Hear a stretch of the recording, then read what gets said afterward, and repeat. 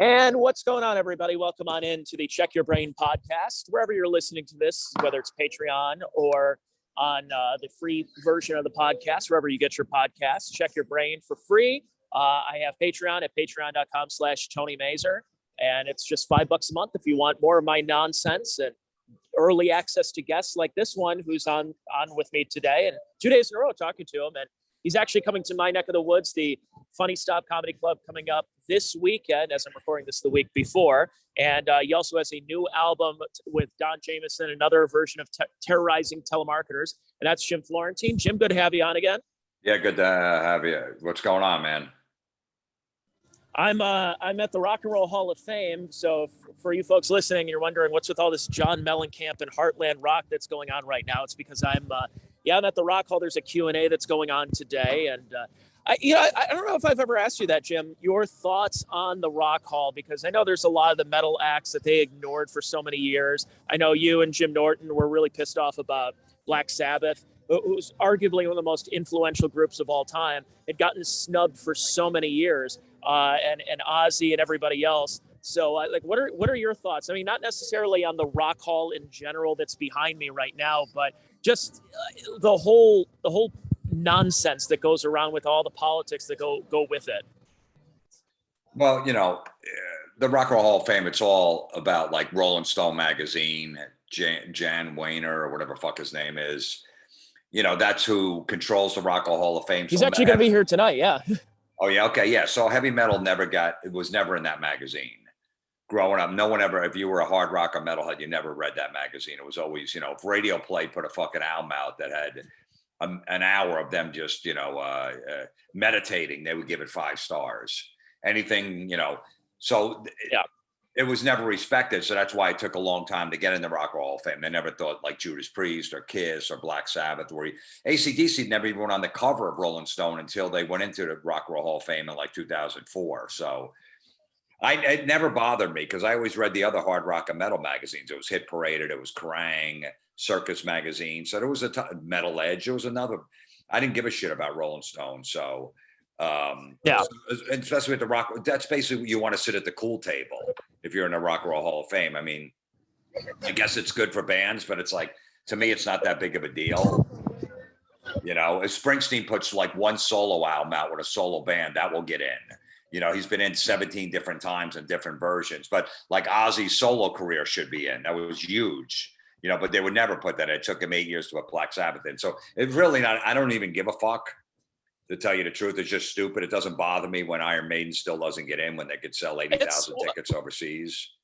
Well, and that was the thing about the metal acts and everything. It took them so long, and when Dave Matthews was up for the Hall of Fame, I was honestly surprised they weren't there in the first ballot. I think they got in the second ballot, but you could tell it's just the politics of it. If you're one of these bands, like you said, Radiohead, some of those like kind of late, like REM. REM's the perfect band for the Rock and Roll Hall of Fame, where it's just like, as soon as they were available, they had their 25-year eligibility and they got in immediately. Green Day's another one. But I mean, there's so many influential bands that, again, it's like, it used to bother me. And there was that year they started putting Madonna and Grandmaster Flash, and then it stopped bothering me because I knew what the Rock Hall was all about. And again, it's not the building that's behind me. This is just the museum. We're talking about what's going on in New York. And, they have their angle and they have their politics, and they like to stick with that. Yeah, I mean, even Judas Priest got in this year on a technicality, I guess, before, I don't know, some weird category that they actually get in, which it's not even, it's official, but it's some weird category that they're in, but it doesn't matter. But the Rock Hall, the museum there, I've been to it before. They got a nice little heavy metal section. They used to have a thing of that metal show in there, which is pretty cool. I don't know how it got in there, but so, it's cool to go look at and shit like that. But it's it's like a bigger version of a hard rock where you can see Slash's guitar, Planet Hollywood. Yeah. Yeah. Planet Hollywood. Yeah. Yeah. I mean, that's the thing in Cleveland. It's so funny because we're not really known for much. We're known for traditionally horrible sports teams and crime, as you probably heard about. 2 sirens already passed by here since I started recording.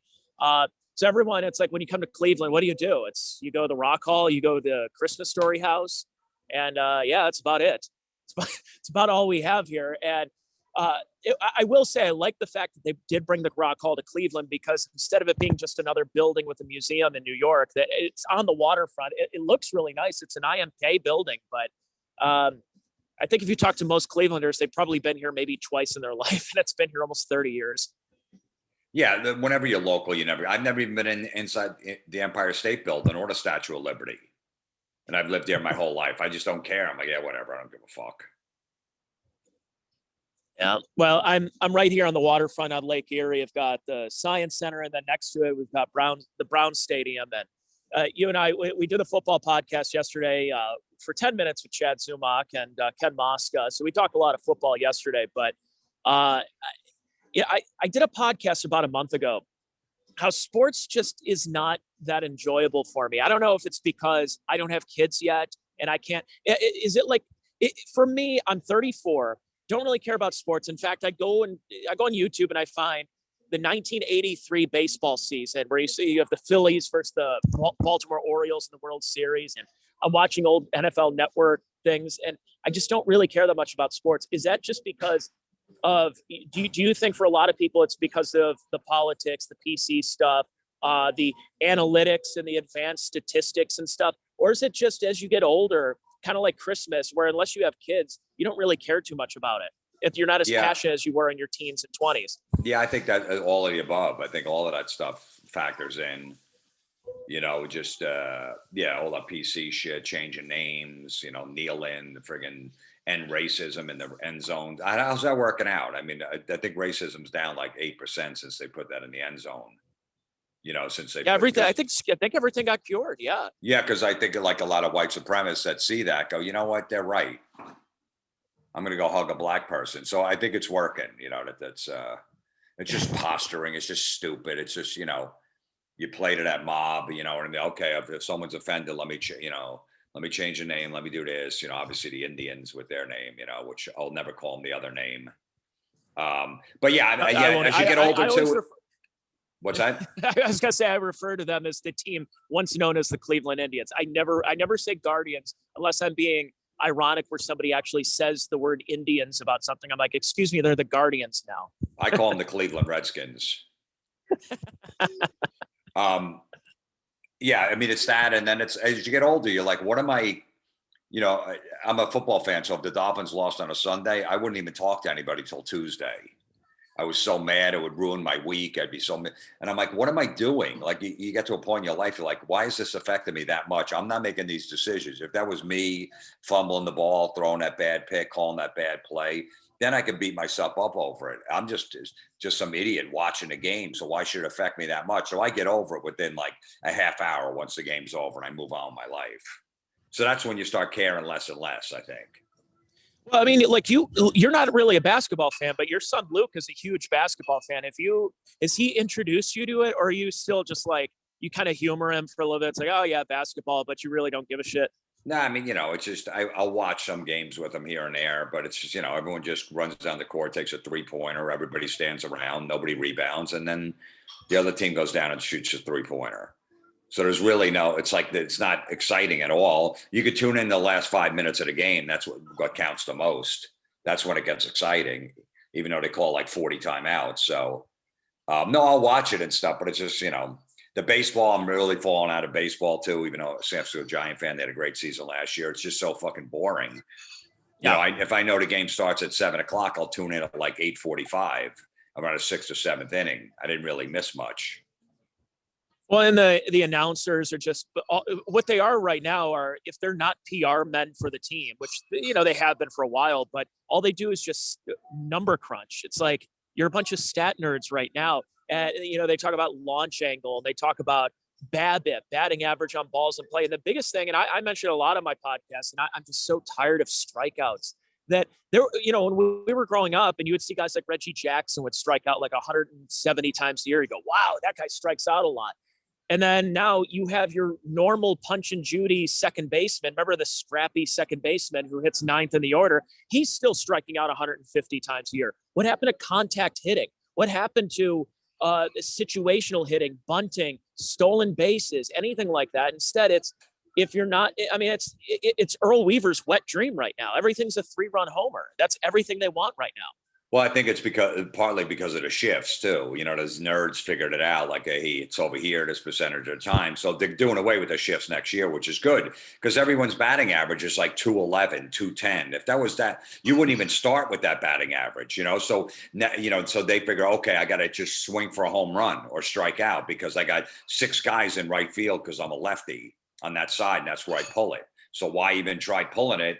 And down the line or going for a single because I'm going to, someone's going to catch you with 6 guys on that side of the field. So maybe the shift ban and shift in next year will help a little, but yeah, the games are just boring. Yeah. I like, base hits up the middle. Yeah. Steal in, hit and run, all that shit too. So.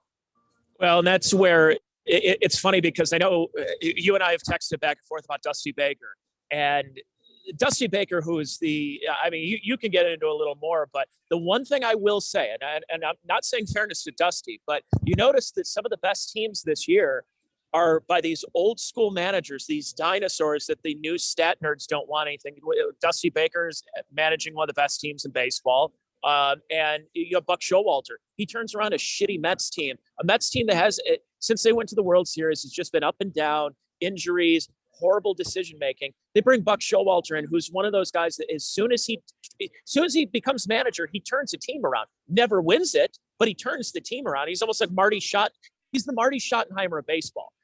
So yeah. I will say it is nice to see a couple of those old school guys take it to some of the stat nerds who are all about tanking for a little bit and being bad for a couple of years just so they can get a couple of draft picks.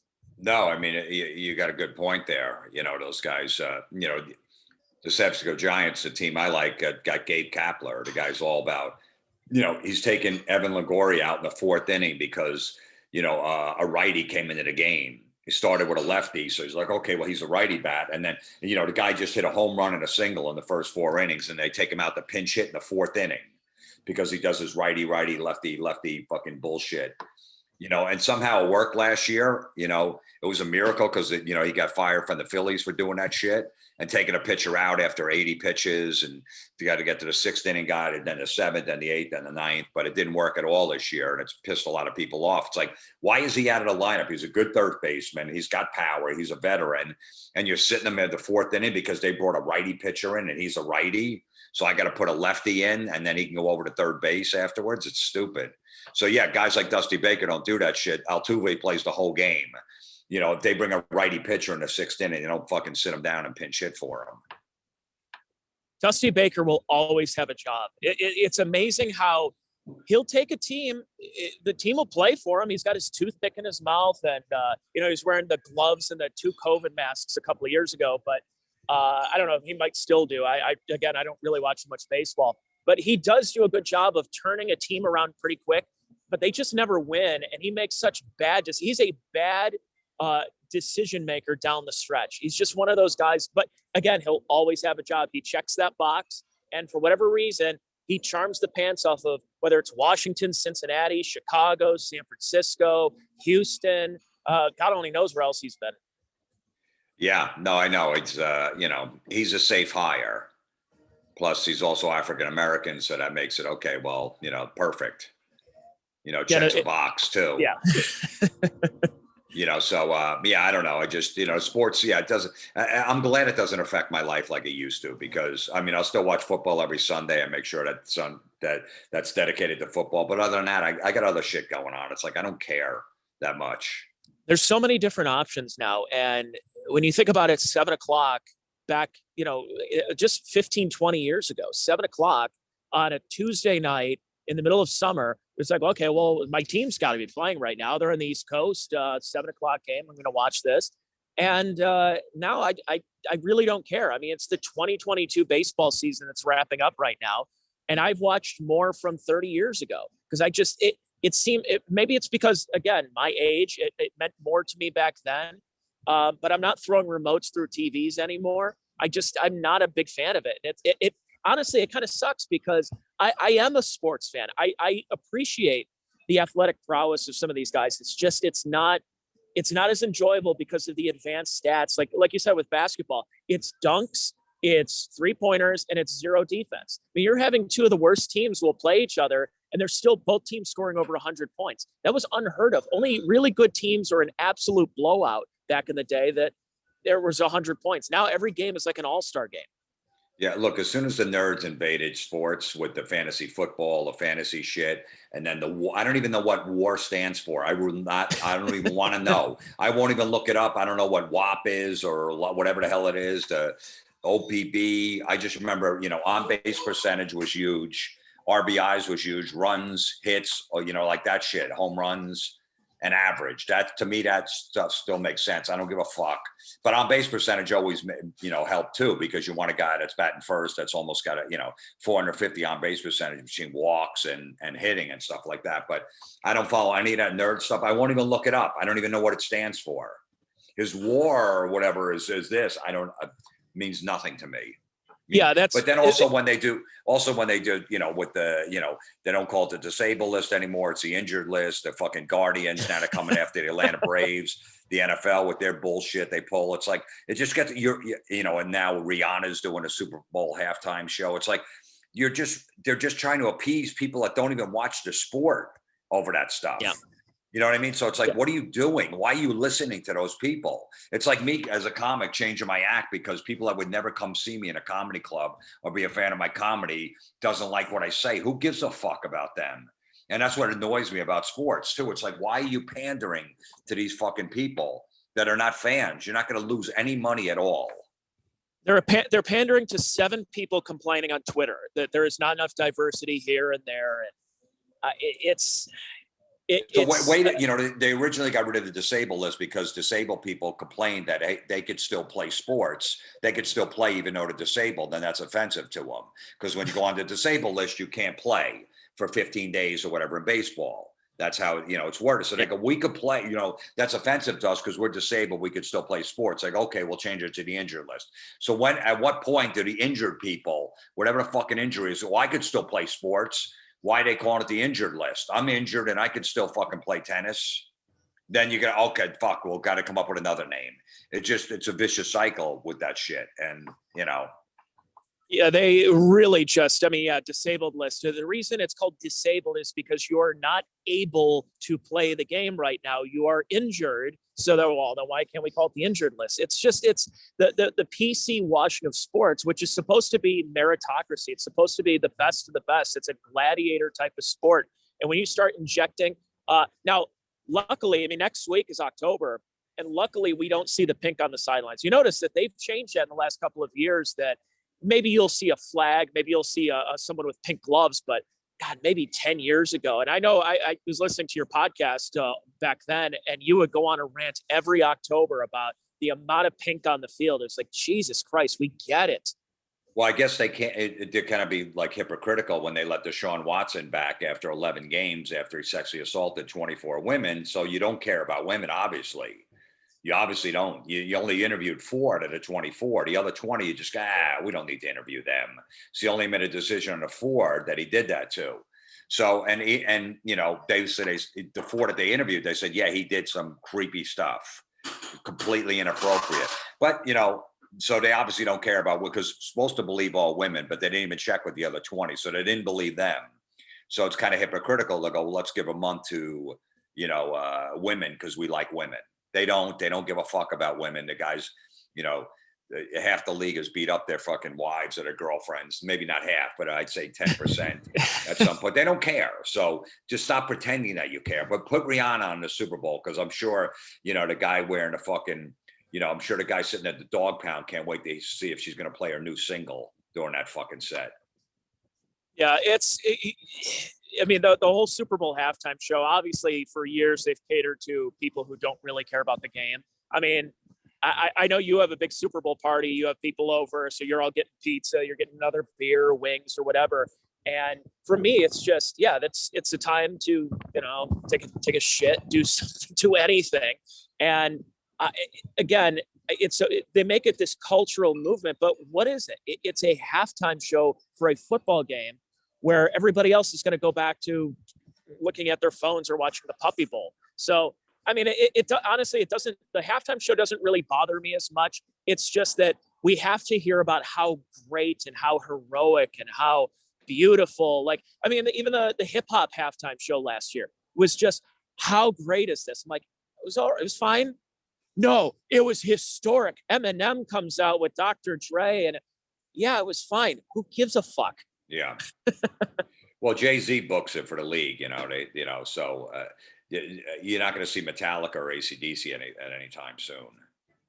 My favorite part about the Deshaun Watson thing was the fake morality that's going on, because I think he's a scumbag, everything that happened to him.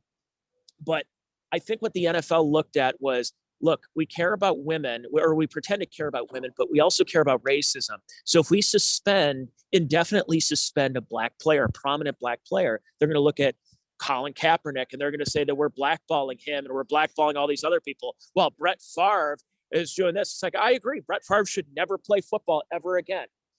It's just such a stupid argument. So it's almost like, what does the NFL care more about, women or racism? And that's where I think they came to that compromise. We're like, how about 2/3 of a season, and we'll call it a day. No, because I mean, look at Trevor Bauer in baseball. He got 2 years. One woman, all the text messages say, please do it again, do it harder. I want to get, I like it violent. I want to get roughed around. And she's laying in a bed next to him the day that she said she got beat up by him. None of that's true. And he's a white guy, so he gets 2 years in baseball. Deshaun Watson, 24 women. They only interview 4. He gets 11 games. Because the white guy, he's a white guy, let's get rid of him. If it was Garoppolo with 24 women, he'd be suspended indefinitely. Yeah, and he would not be playing at all this season. But Deshaun Watson, we can't, because he already said the league was kind of racist and the Texans were, so we don't want him to go down that road again. So let's just give him 11. Yeah, if his name was Sean Watson, SEAN. Yes, yeah. Much different. Like, what did they do with that? Was it a punter from the Bills? He got accused of something. He'll never play football ever again. Exactly, yeah. So, but Deshaun Watson, we'll just we'll have to compromise. It's embarrassing is what it is.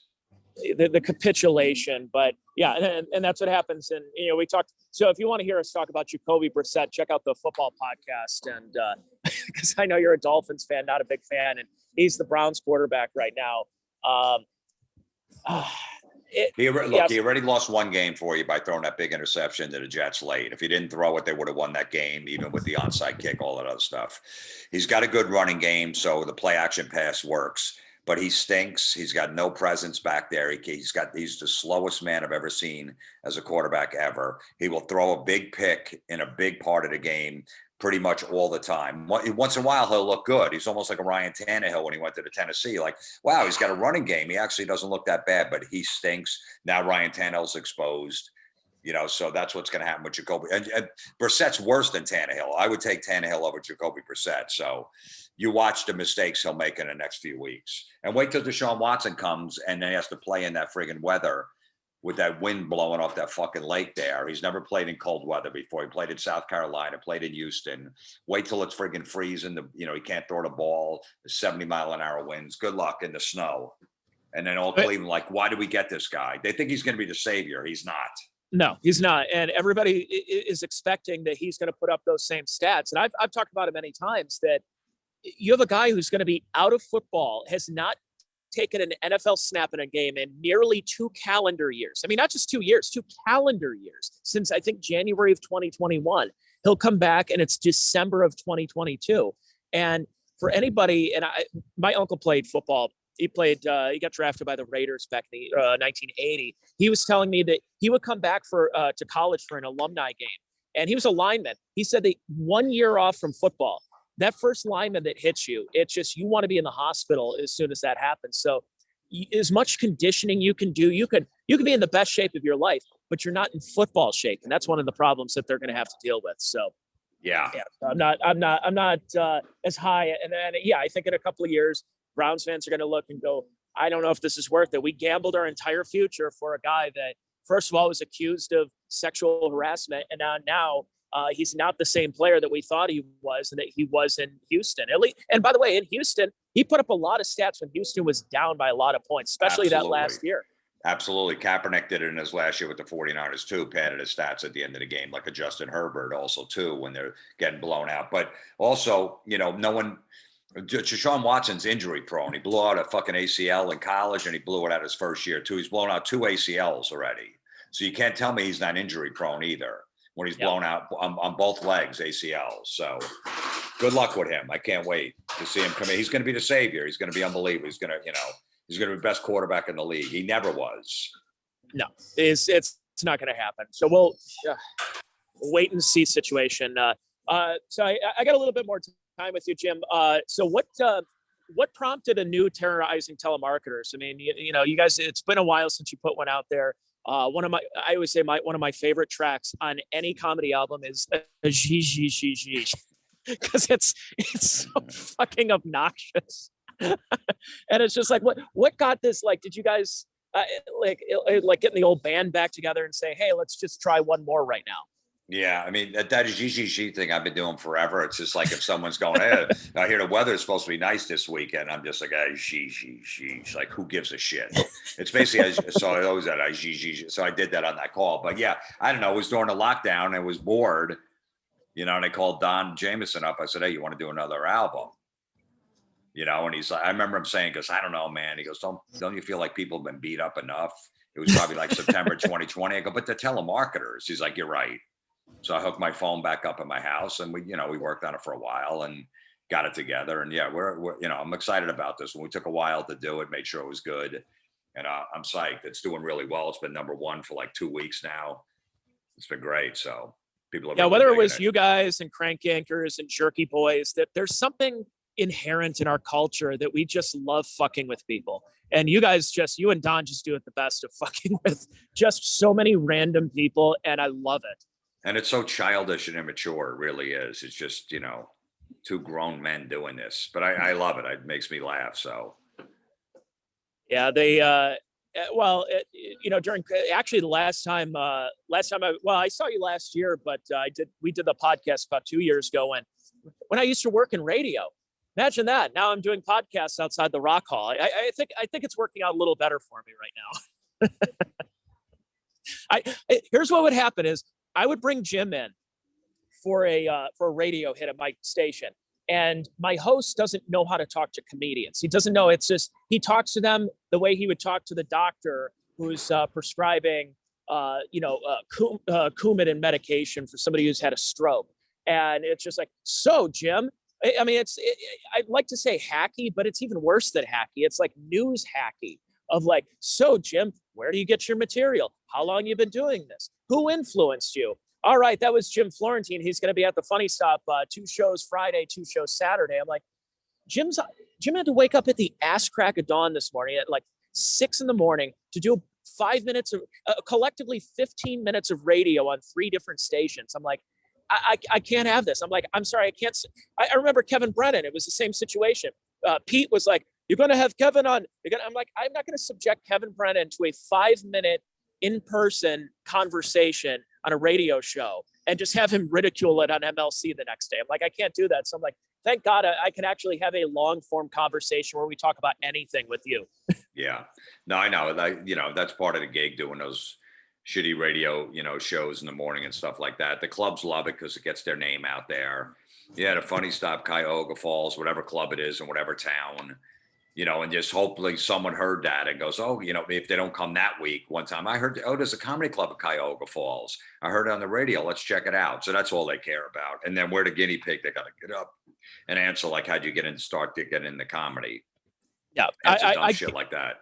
I guarantee you from this podcast that we're doing, I will have probably 3 times as many people who are going to come to see you because they heard it on this podcast. And when I say that, I mean 3 people. Because we would have 0 people who would, again, it's part of the business. It's part of going around doing hacky morning, some good morning shows, but some hacky morning shows. And sometimes you got to do what you got to do. And then the club owner just loves the radio appearances because of the amount of times they mentioned, hey, here's the phone number, here's the website to go. And it's like this in every town. But like, I really felt bad every time I brought you up.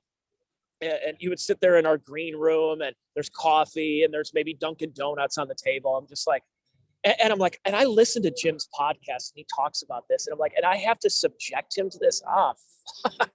Yeah, I know. I get it. Like, it's part of my gig. So I get it when I get to the club, whatever club I'm at, I got to go, all right, we got this local radio or local TV. So I'm like, all right, it's just part. So I just deal with it. I'm not happy about it, but I'm not going to be a diva and go, I'm not doing it.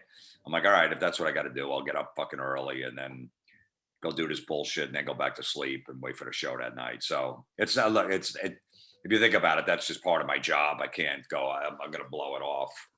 It's all marketing. It's annoying. It's annoying, but it's got to be done. Just like getting there, the fucking flights, the airport, all that shit. That's annoying too, but you got to do it. Yeah, there are two people that I'm amazed by that I've done shows with that leave almost directly after the show. And one of them is, I know Dave Landau because he lived in Detroit, and then he would come over to the Funny Stop or the Hilarities or Improv or wherever he was going to be and just get in the car and make sure he was there when his kid woke up the next day. And then you're another one where you book a super early flight. So you're not going out drinking. You're not having like late show Saturday. You're looking to get back to the hotel or wherever Pete puts you in, and you're flying back home so you can watch NFL games. So it's your work ethic just to get home is amazing. No, yeah, I get a 6 a.m. I always take the earliest flight because that's the least one that get delayed. Because it's not, it's usually it's usually at the airport the night before, just sitting there. As you go later in the day, I've learned that over to, you go on at 1 o'clock in the afternoon on Sunday, you're getting delayed. If one of those flights from wherever the fuck that plane was coming from is delayed, you're screwed. So I just want to get the fuck out of town as early as possible. Yeah, so yeah, for folks listening right now, Terrorizing Telemarketers and Funny Stop Comedy Club coming up. I'm putting this out on Monday on Patreon for free on Wednesday. So it'll be this weekend if you're listening to this at the Funny Stop, 2 shows Friday, 2 shows Saturday. And of course, one Thursday too. There is one Thursday. Okay. Yeah. That's the crowd work show where the fans just go there, they go for free and they just yell shit at the comics. Yeah. It's going to be great. Can't wait. Yeah. And another thing I love about Jim Florentine, for you folks listening, is that he's really inspired me after the whole COVID stuff, is that just do things. Like, is this a concert coming to town? Go for it. Is this a comedy show? Go see it. It may not be the greatest thing, but you never know when they're going to take the shit away from us again. You never know when it's going to be to the point where they're going to have a climate change lockdown, or there's a new variant or something and we need to lock down and wear masks and show vaccine cards. So this summer, I made sure that I've gone to so many shows. I saw 9 Inch Nails last week. I didn't have the money for it, but I still paid for Rage Against the Machine. I was texting you about Rob Zombie and Mudvayne and that concert. And it was just like, I've seen so many great shows this year just because of, you never know when they're going to take it all away from us. And it's honestly been a great summer because of it. Yeah, no, I went to a bunch of shows too. I usually do in the summertime. I like the summertime outdoor pavilion, shed shows, those kind of ones. The indoor ones in the winter, not so much. There's a place near my house that's fucking perfect. So I go, but whatever. Yeah, no, I love going to shows, going to, sporting events and just live events like that. It's great. Yeah, it's been fun. It's been, and I always tell that to people, just, I don't care who you're going to see. I don't even care if it's embarrassing. I mean, my wife brought me to Backstreet Boys this year. Yeah, it was an interesting show. I mean, sure, I didn't pay for it. Were you the only straight guy there? No, there were a lot of us who were the kind of the same thing. It's like, my wife, I'm here. You got to look. I've taken my wife we saw Head PE a couple of weeks ago. All right, yeah. I've taken her to a bunch of metal shows. So I'm like, so you got to take the bullet on that. Yeah, my ex, used to like country, so I go to some country shows. But with country shows, it's all hot chicks hanging out. So I'm like, I'll drink beer and look at hot chicks. All right, no problem. Yeah, you got to balance it out. For every Backstreet Boys, there's taking her to go see Mushroomhead in a couple of weeks. So it's like it's a good give and take. You could have just stayed home though. I could have, yeah. Free beer. Did you go to brunch before Backstreet Boys? Yeah, it was it wasn't Sunday Fun Day. It wasn't Sweeties Day where you fuckers in Cleveland celebrate. The only state that celebrates some fucking fake Valentine's Day in October. Yeah, we got to do Sweetest Day. Yeah, we're all gonna get together, and it's like, because we haven't had enough where we have to capitulate and open up our assholes to our wives. We have to do it again in October. Yeah, do it October, and then February, 4 months later, you do it again. Jesus Christ. Yeah. Yeah. Good old Cleveland. We're celebrating, if we're not having Sunday Fun Day and Sweetest Day, we're having sirens in the background when I'm trying to do a podcast.